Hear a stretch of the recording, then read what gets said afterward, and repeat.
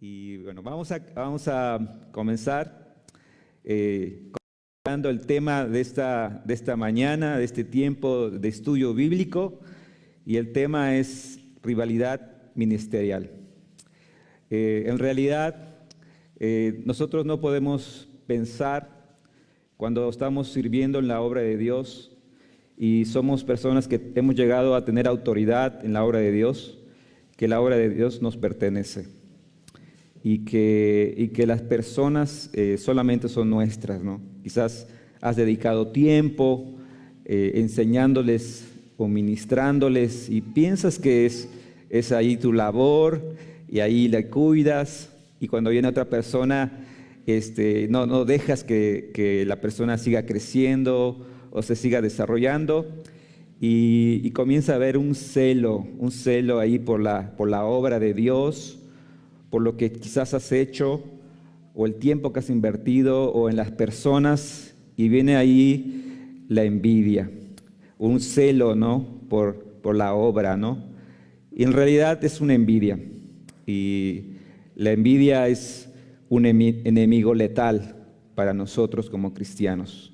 Así que ese es el tema de esta mañana, y esperamos que pueda Dios hablar a tu vida como lo ha hecho conmigo en este tiempo que he estado estudiando la palabra de Dios. El texto que vamos a considerar es Mateo capítulo 12, versículos 22 al 37.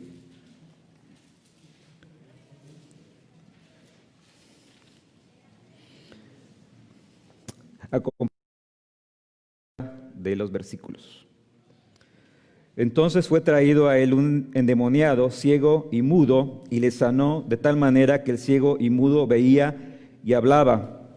Y toda la gente estaba atónita y decía: ¿será este aquel hijo de David?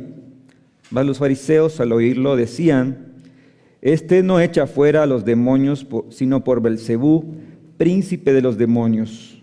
Sabiendo Jesús los pensamientos de ellos, les dijo: todo reino dividido contra sí mismo es asolado, y toda ciudad o casa dividida contra sí misma no permanecerá.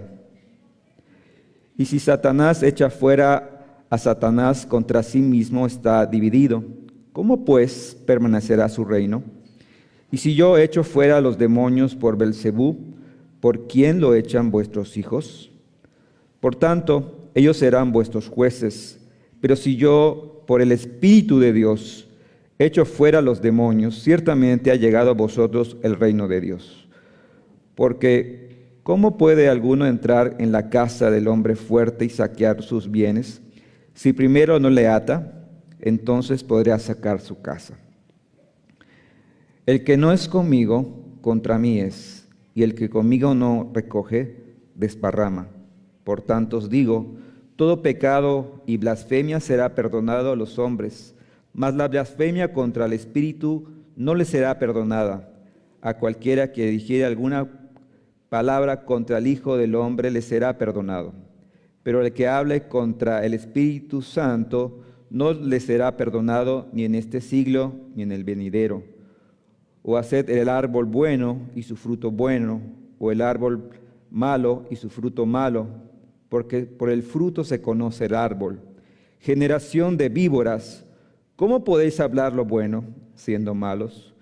Porque de la abundancia del corazón habla la boca.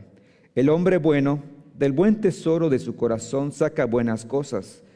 El hombre malo, del mal tesoro saca malas cosas.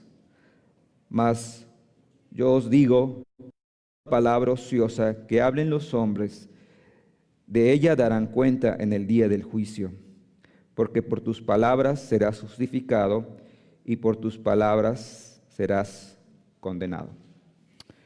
El capítulo 12, ahí podemos considerar un bosquejo general para entender un poquito el capítulo 12. Quizás podemos identificar una palabra y sería conflictos.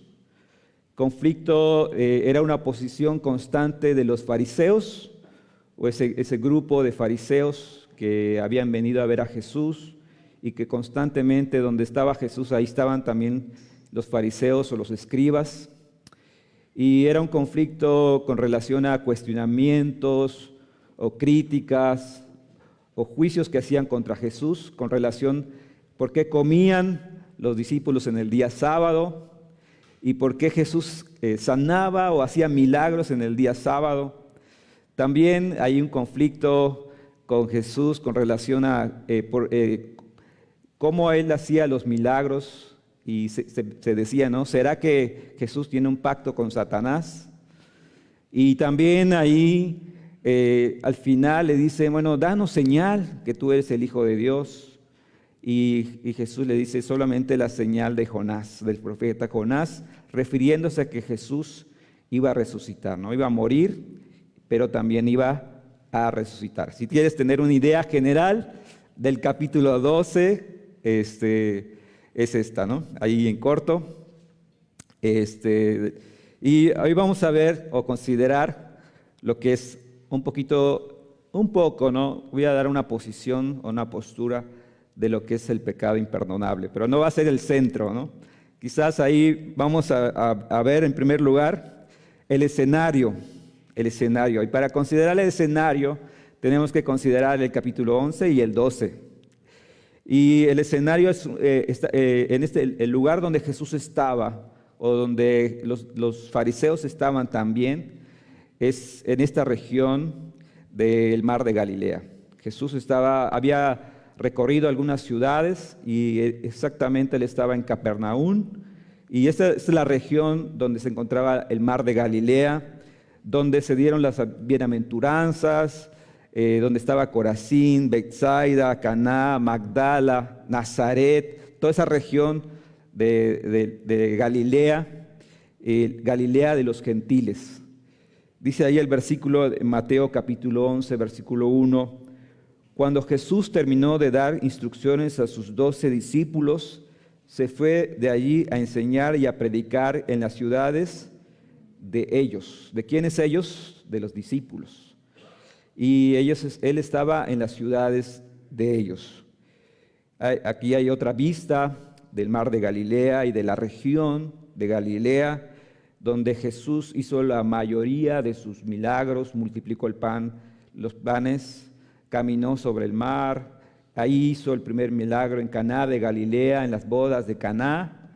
El lago, también el mar de Galilea era conocido como el lago de Genesaret o mar de Tiberias, y más o menos a 212 bajo el nivel del mar.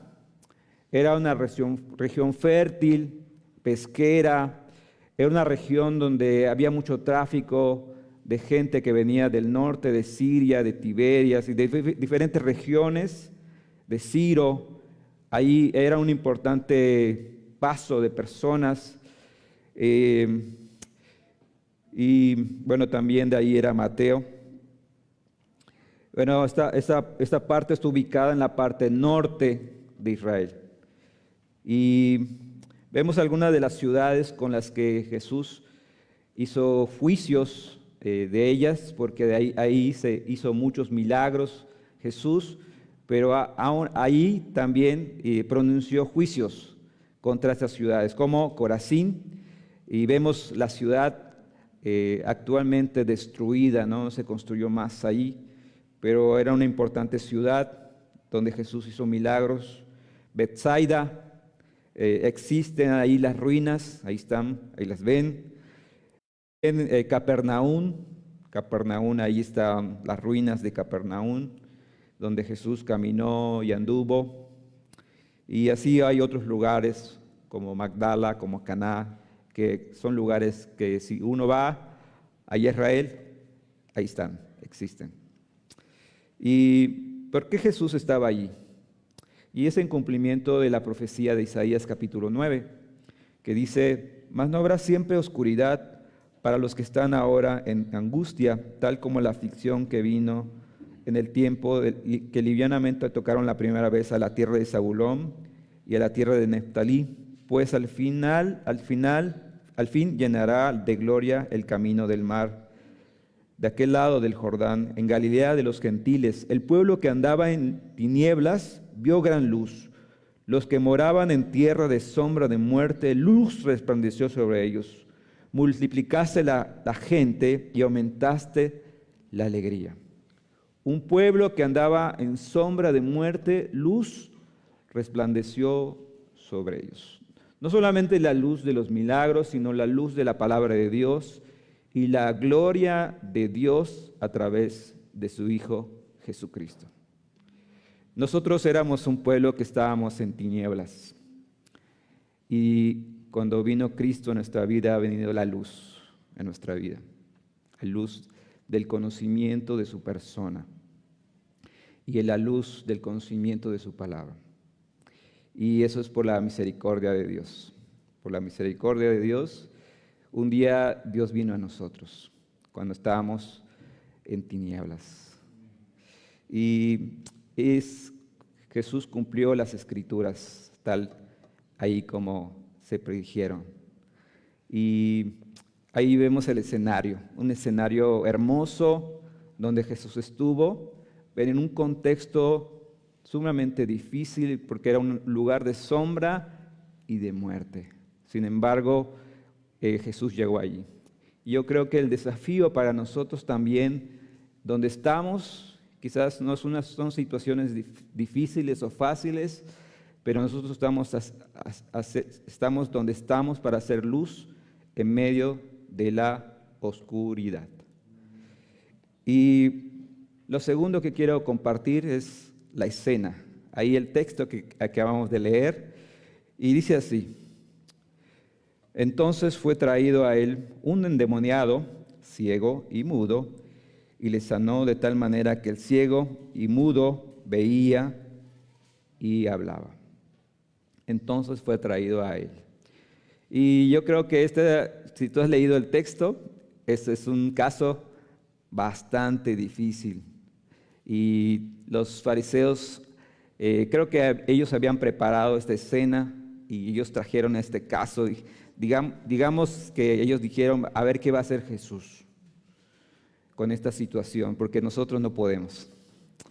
Entonces creo que sí fue preparado este ambiente, esta situación, y estrategias que ellos tenían.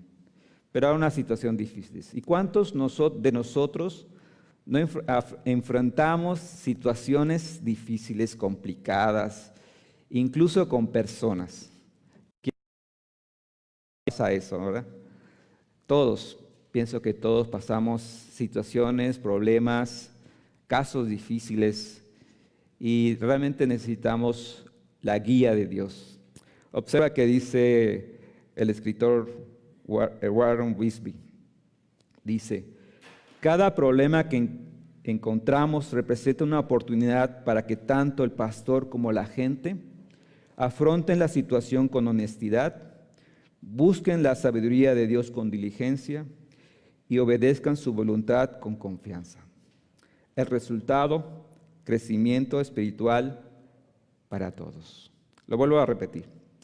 Cada problema que encontramos representa una oportunidad para que tanto el pastor como la gente afronten la situación con honestidad, busquen la sabiduría de Dios con diligencia y obedezcan su voluntad con confianza. Y yo quiero que lo tengas presente en esta situación difícil que Jesús está enfrentando con los fariseos y con este caso en particular del endemoniado. Y bueno, vamos a ver en el escenario que aparecen diferentes personajes. El primero es el endemoniado. Y dice ahí Mateo capítulo 12, entonces fue traído a él un endemoniado, ciego y mudo, y le sanó de tal manera que el ciego y mudo veía y hablaba. Esta situación era realmente una situación miserable. No podía ver para ayudarse a sí mismo, ni tampoco podía hablar para que le ayuden otras personas. Satanás le tenía controlado, le tenía atado. Y realmente Eh,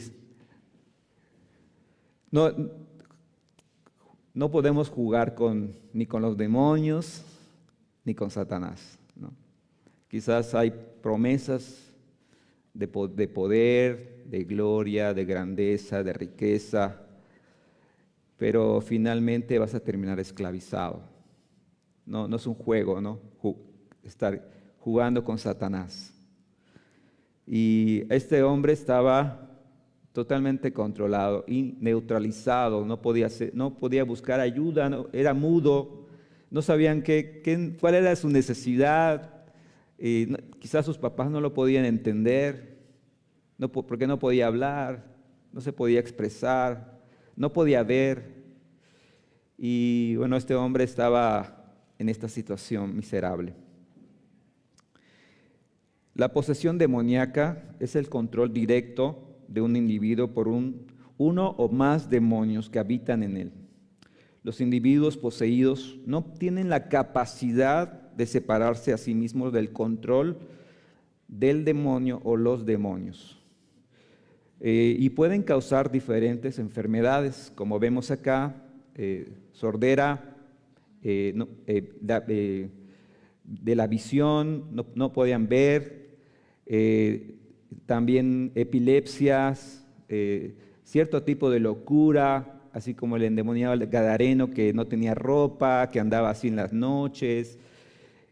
También cosas sobrenaturales como este hombre, el gadareno que rompía las cadenas, nadie lo podía atar, se cortaba y muchas otras cosas que vemos allí en los relatos de los evangelios.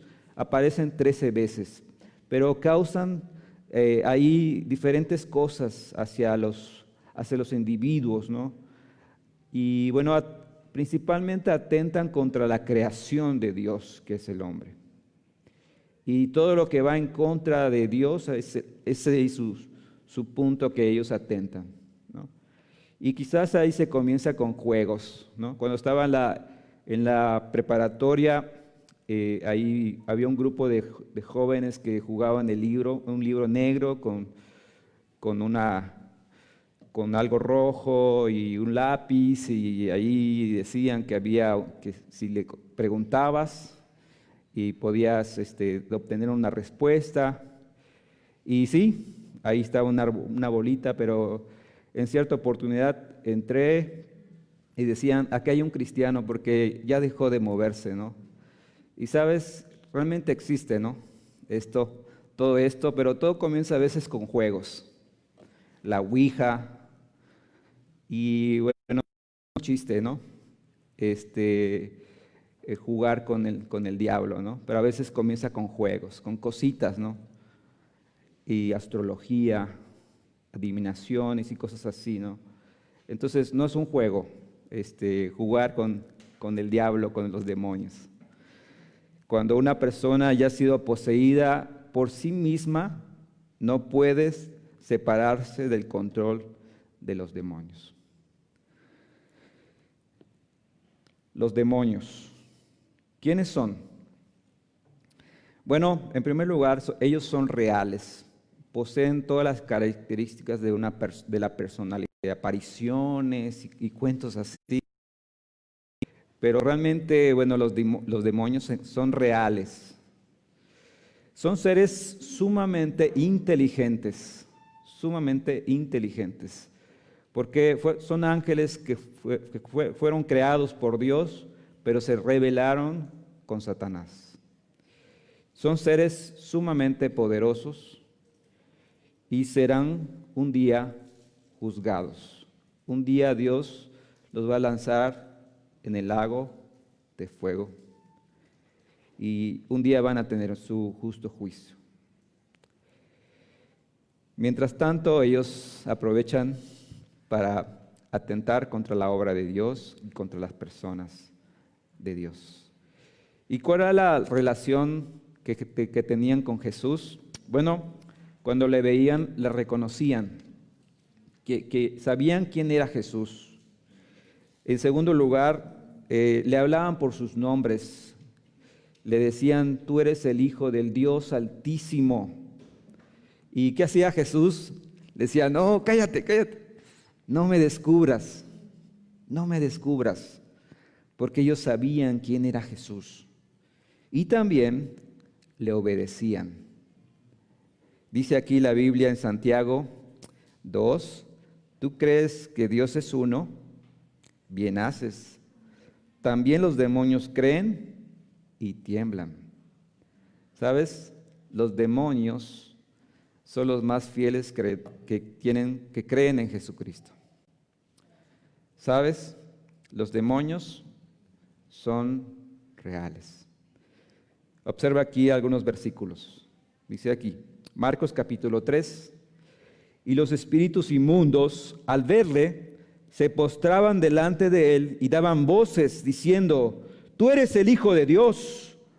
Mas él les reprendía mucho para que no le descubriesen. Dice ahí Efesios capítulo 6, versículo 12, porque no tenemos lucha contra sangre y carne, sino contra principados, contra potestades, contra gobernadores de las tinieblas de este siglo, contra huestes espirituales de maldad en las regiones celestes. Observa que dice Mateo capítulo 12, versículo 24, mas los fariseos al oírlo decían, este echa fuera a los demonios, sino por Belcebú, príncipe de los demonios. Los fariseos reconocían que los demonios estaban organizados y tenían un general, un capitán. Y también la cita de Efesios nos da pie a eso, ¿no? Pensar que ellos están organizados, principados, gobernadores, huestes espirituales de maldad en las regiones celestes. Ellos no hacen las cosas solamente porque sí, ellos están organizados. Y, ¿sabes? Quizás cuando uno habla de los demonios a uno le da miedo, ¿verdad? Pero, ¿sabes? No tenemos que tener temor, ni miedo. Cuando quizás han venido situaciones o momentos así donde tengo temor, o hay la presencia, uno siente la presencia de algo así que es malo, tengo esta cita y dice así, hijitos, vosotros sois de Dios y lo habéis vencido, porque mayor es el que está en vosotros que el que está en el mundo. Mayor es el que está en nosotros que el que está en el mundo. Pero no es para ir y enfrentarte con los demonios, ¿no? Y ir a la gente, ¿no? No, yo tengo respeto. Pero cuando tengas temor, cuando tengas alguna situación, considera esta cita. Mayor es el que está en nosotros. ¿Quién es el que está en nosotros? Cristo. Y Él venció en la cruz. Y mayor es el que está que nosotros que el que está en el mundo. Él es el príncipe de la potestad del aire. Entonces, mayor es el que está en nosotros. Amén. También vamos a considerar como parte de las personas que estaban allí en ese escenario, la gente. Esa gente que había venido de diferentes partes de Galilea, de Ciro, de Tiro, de diferentes partes y que querían ver a Jesús. Unos querían ser sanados, otros querían escucharlo, otros querían ver qué estaban haciendo los fariseos y las diferentes personas. Y dice ahí el versículo Mateo capítulo 12, 23, y toda la gente estaba atónita y decía, ¿será este aquel hijo de David? Esa palabra atónita es sumamente maravillada, admirada por lo que él hacía y específicamente el milagro que hizo de que este hombre quedara libre del demonio y después verlo que veía y que hablaba. Y por eso la gente estaba admirada de lo que él hacía.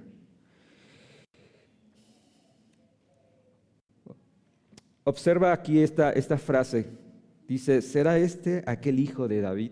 Entonces la gente decía, se decían unos a otros: ¿será este el Mesías de Israel? ¿Será este el hijo de David? Realmente no es una afirmación, es una pregunta. Algunos sí creían por lo que veían, y otros estaban diciendo: puede ser que sea el hijo de David, el que estamos esperando, al Mesías. Pero sabemos de dónde es, nació en Nazaret, conocemos a sus papás, y así algunos sí estaban en duda de quién era Jesús. Y observa aquí en Marcos capítulo 3 dice: cuando lo oyeron los suyos, lo que decían los fariseos, vinieron para prenderle, porque decían: está fuera de sí. ¿Quiénes eran los suyos? Los de Nazaret. Y quisieron agarrarlo. Ahí era como un show. Y los fariseos querían hacer ese show, ese alboroto, para que Jesús no siguiera enseñando ni haciendo milagros. Mas no era la hora de Jesús. Otro de los personajes que aparecen aquí, son los fariseos. Y Mateo capítulo 12, 24 dice: mas los fariseos al oírlo decían: este no echa fuera los demonios, sino por Beelzebú, príncipe de los demonios. Ahí aparecen los fariseos. ¿Quiénes eran? Los fariseos fueron un grupo o movimiento político y social, así como una escuela de pensamiento judía en la tierra de Israel durante el periodo del Segundo Templo. Uno de los principales fariseos o personas importantes ahí que se nombra es Nicodemo, o después Gamaliel. ¿Y a quién instruyó Gamaliel? A Pablo, ¿no? Era un grupo muy importante, influyente, y estos eran los fariseos. Los fariseos tenían una estrategia de oposición constante a través de la crítica y declaraciones desafiantes con el propósito de dividir el pensamiento y colocar en duda a la gente. Así Jesús no tendría credibilidad.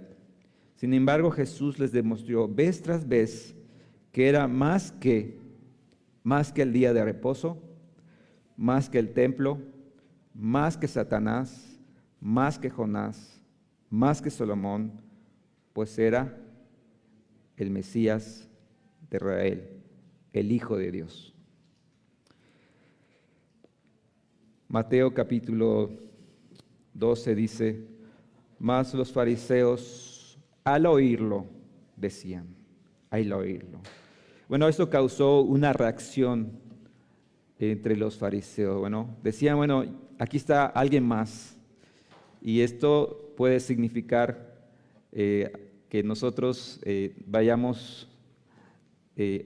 nos coloquen a un lado, que la gente ya no nos siga, y obviamente ya no van a tener sus recursos también. ¿Por qué? Porque se sentían dueños de la obra, ¿no? Dice ahí que decían: este no echa fuera a los demonios, sino por Beelzebú, príncipe de los demonios. En pocas palabras decían que Jesús tenía un pacto con Satanás.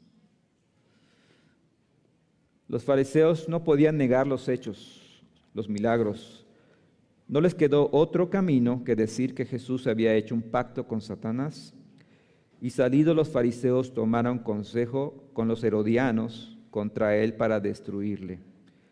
Esto lo vemos en Marcos capítulo 3, versículo 6, y también en la cita de la semana pasada que consideramos.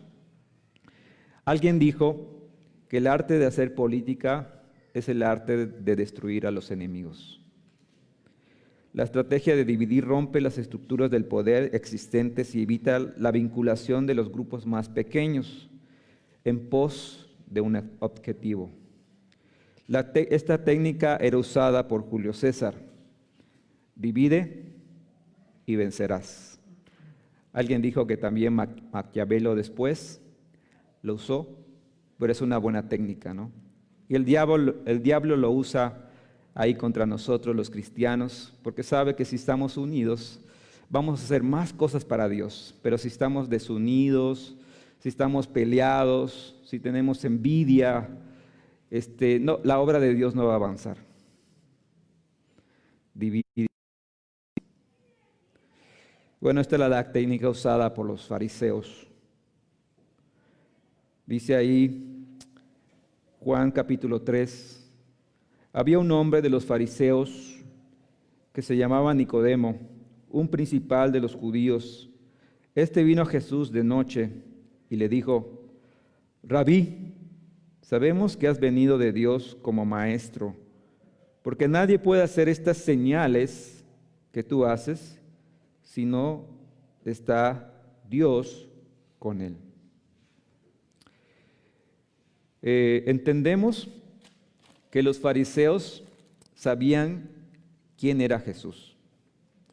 Estos fariseos estaban en Capernaum, estos que estaban aquí con Jesús habían venido de Jerusalén y estaban en Capernaum y estaban cuestionando ahí cosas doctrinales, por qué Jesús hacía los milagros, que Jesús les diera señal.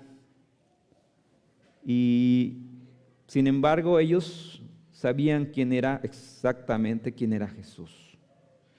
Este diálogo que Jesús comenzó con este hombre fariseo parecía algo, una conversación espiritual.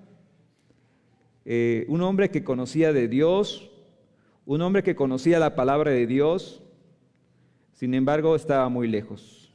Porque saben, la religión no nos puede llevar a Dios, sino es la relación personal que podemos tener al confiar en Jesucristo. Observa que dice Jesús. Respondió Jesús y le dijo: de cierto te digo, que el que no naciere de nuevo no puede ver el reino de Dios. El que no naciere de nuevo no puede entrar al reino de Dios. ¿Y cómo nacer de nuevo? Es colocando nuestra fe en la persona de Jesucristo y su obra que ha hecho en la cruz. ¿Qué hay que hacer? Bueno, reconocer que somos pecadores, reconocer que estamos separados de Dios y reconocer que nuestro pecado nos condena.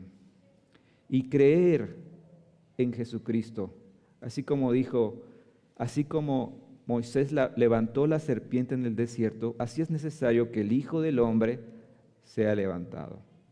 Nosotros solamente tenemos que colocar nuestra fe en la persona de Jesucristo y en su obra y creer que murió por nuestros pecados y resucitó al tercer día. Y realmente colocar nuestra fe en Jesucristo nos da la oportunidad de entrar en la familia de Dios y saber que si un día te llegas a morir, puedes ir al cielo con el Señor. Espero que eso haya sido tu experiencia y tu decisión. Pero si no, ahí donde estás puedes hacer esa decisión, ¿no? O al final, acércate con alguien y dile: yo no estoy seguro, tengo dudas, yo no he creído, yo quiero tener esa seguridad que Jesús está en mi corazón, que soy parte de la familia de Dios. Los prejuicios que surgen de la envidia no surgen de la razón, sino del corazón. Vemos que muchas críticas y muchas cosas que le decían, pero no eran por la intelectual que eran, sino era por la envidia que le tenían. Porque él hacía muchos milagros, porque la gente lo seguía y era popular, y los fariseos le tenían envidia. Observa que dice Jesús: porque de la abundancia del corazón habla la boca. Y a veces hay cosas que se nos salen y dices: ¡ay, se me chispoteó!, ¿no? Como el chavo. Se me chispoteó, no lo quise decir. pero realmente lo decimos porque está en nuestro corazón.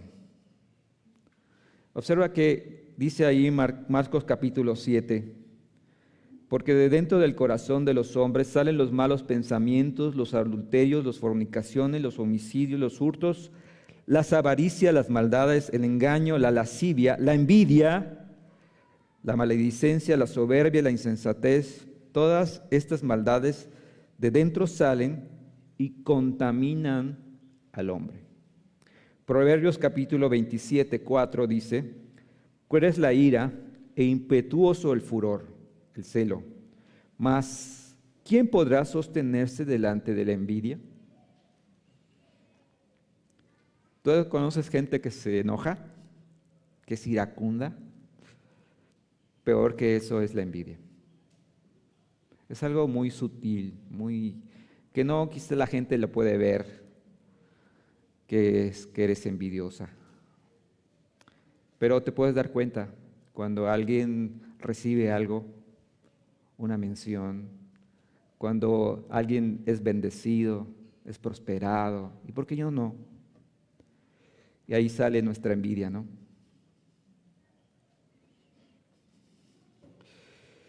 Aunque los fariseos dijeron que estaban crucificando a Jesús por razones doctrinales, esa no era la verdadera razón por la que lo condenaron. Pilato pudo discernir la causa. La envidia fue el motivo, porque sabía que por envidia le habían entregado. Mateo capítulo 27, 18. Ahora, el personaje principal de todos no eran los fariseos, no era el endemoniado, era Jesús.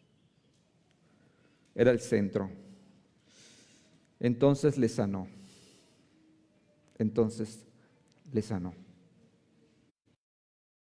¿Por qué Jesús hacía lo que hacía? Mateo capítulo 9, versículo 36. Porque al ver las multitudes, tuvo compasión de ellas, porque estaban dispersas y desamparadas como ovejas que no tienen pastor. Esta es una invitación a nosotros que somos seguidores de Jesús. Al ver la necesidad de las personas, nosotros tenemos que seguir el ejemplo de Jesús, que Él tuvo compasión. Literalmente su corazón se derretía por las personas, por la necesidad de las personas, porque las veía como ovejas que no tienen pastor. ¿Tú tienes esa compasión? ¿O tenemos esa compasión como la tuvo Jesús? ¿Tú la tienes? Cuando ves alguna necesidad, o somos indiferentes a las necesidades de las personas.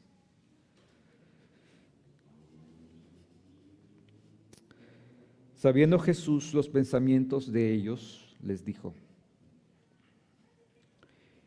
Bueno, ¿qué sabía? ¿Y por qué lo sabía? Sabía que los fariseos querían destruirle, querían matarlo. Sabía que ellos eran sus oponentes. ¿Y por qué lo sabía? Porque era Dios y podía conocer los pensamientos y también el corazón de ellos. Jeremías 17 dice que yo conozco el corazón y los pensamientos para dar a cada uno según sus obras. Dice Mateo capítulo 12, y salidos los fariseos tuvieron consejo contra Jesús para destruirle. Sabiendo esto, Jesús se apartó de ellos. Ahí lo consideramos la semana pasada. ¿Y cómo era su trato de Jesús con los fariseos? A pesar de que eran sus oponentes, Él tuvo una ética. Les dijo. Y hay algunas cosas que quizás podemos aprender de Él cuando enfrentamos personas difíciles o casos difíciles. Uno, los escuchó. Escuchó sus argumentos. Dos, no se quedó callado. Él respondió.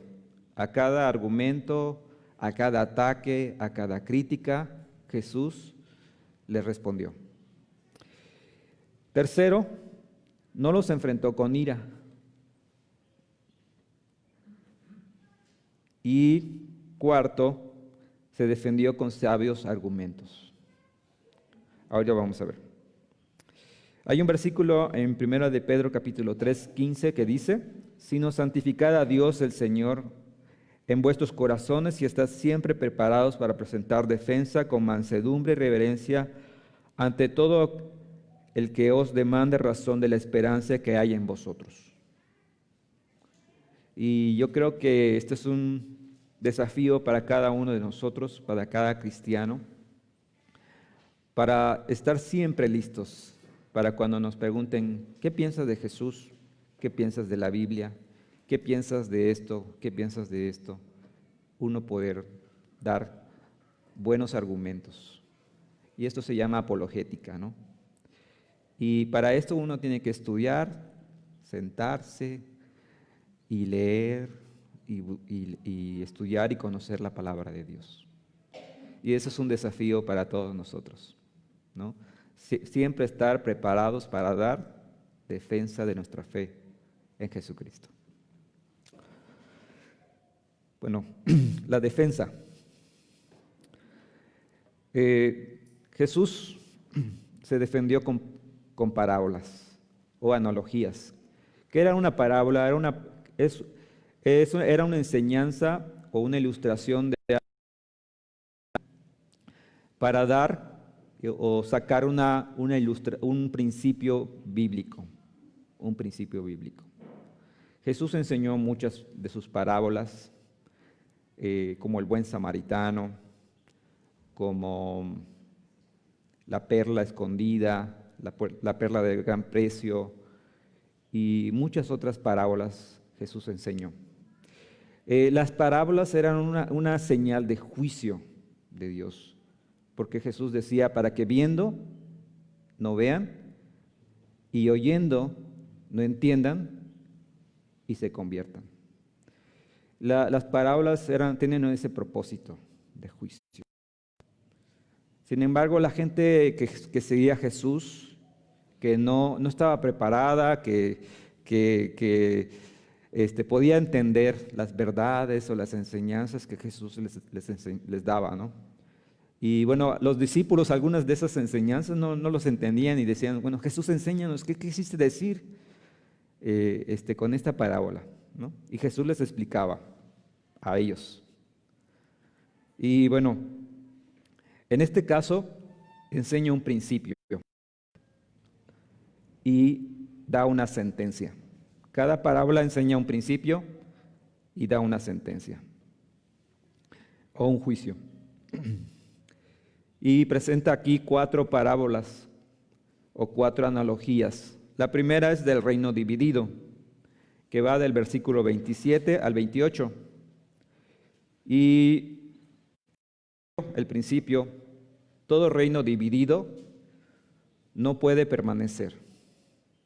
Y bueno, el principio es claro para nosotros como iglesia, como cuerpo de Cristo. Si nosotros estamos divididos, no vamos a permanecer. Si nosotros estamos unidos, vamos a avanzar. Y tristemente yo he visto el caso de una iglesia dividida y por situaciones así de personas, de comentarios, y llegó al punto de ya no ir personas a esa iglesia. Entonces, todo reino dividido o casa o iglesia o grupo, si está dividido, no permanece. El hombre fuerte. ¿Quién es el hombre más fuerte que Satanás? Jesús, Dios. Y el árbol bueno y malo, versículo 33 al 34. ¿Y cómo podemos conocer los tipos de árboles? Por su fruto. El hombre bueno y el hombre malo. ¿Quién era el hombre bueno en esta historia? Jesús. ¿Quiénes eran los hombres malos? Los fariseos.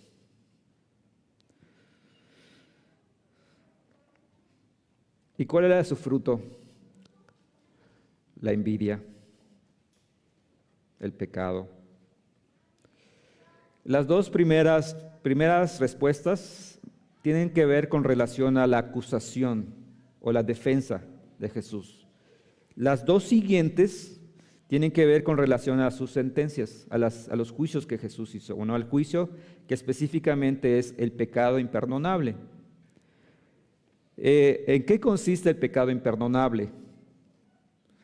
Consiste en adjudicar al demonio los milagros que Jesús hacía o atribuirle en el poder del Espíritu Santo. Fue un acto consciente, voluntario y malvado, mostrando el rechazo de tanta evidencia. Nuevamente, ¿en qué consiste? Consiste en adjudicar al demonio los milagros en el poder del Espíritu Santo. Fue un acto consciente, voluntario y malvado, mostrando el rechazo de tanta evidencia. O sea, no era que se le salió, solo que se le salió, sino que fue algo consciente, que ellos hicieron, que ellos tramaron, que ellos decían. Dice ahí Isaías capítulo 6, 61, 1 y 2, y una parte del 2.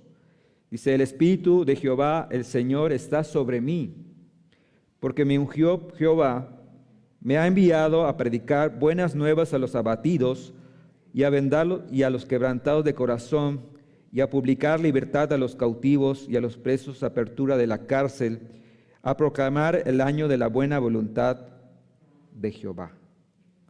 Y esto se cumple en Lucas, cuando él estaba en Nazaret, en la sinagoga, y leyó esta parte de la Escritura y dijo, hoy se ha cumplido esta Escritura aquí. Algunas conclusiones. En primer lugar, era evidente que Jesús hacía los milagros por el poder del Espíritu Santo.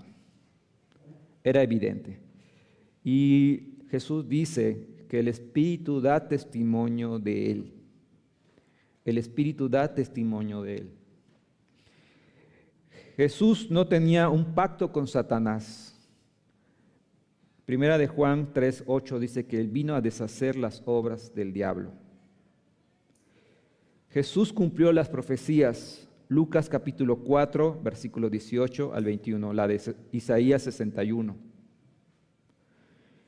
Afirmó que el reino ya estaba entre ellos. ¿Por qué? Porque el rey, que es Jesús, el Mesías, estaba entre ellos. El pecado imperdonable es irrepetible porque se tendrían que dar las condiciones de que Jesús estuviese presente y los milagros que Jesús hacía. Y actualmente no se puede dar esas condiciones.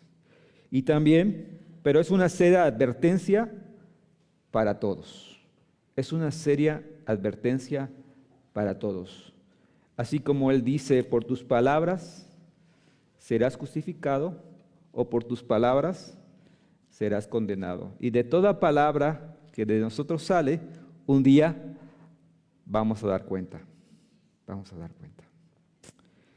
Espero que haya sido de bendición para ti, como ha sido para mí de bendición y de desafío de estudio. No te quedes con lo que yo te he compartido. Estudia, profundiza la palabra de Dios, defiende la palabra, predica la palabra. Y ha sido de bendición para mí tomarla y estudiarla en este tiempo. Vamos a orar. Queremos darte gracias, Señor, en este tiempo por tu palabra. Gracias porque tú eres el Rey de Reyes, el Señor de Señores, el Hijo de Dios, el Mesías. Nosotros hemos colocado nuestra fe en tu persona, hemos creído en la salvación a través de la cruz, hemos reconocido nuestros pecados delante de ti, hemos creído que tú resucitaste, si un día vas a volver. Ayúdanos, mientras tú regresas, ser hijos que puedan dar testimonio de ti ser hijos de luz en medio de tinieblas, y también ser personas que podamos defender tu palabra con firmeza y convicción. En el nombre de Jesús, amén.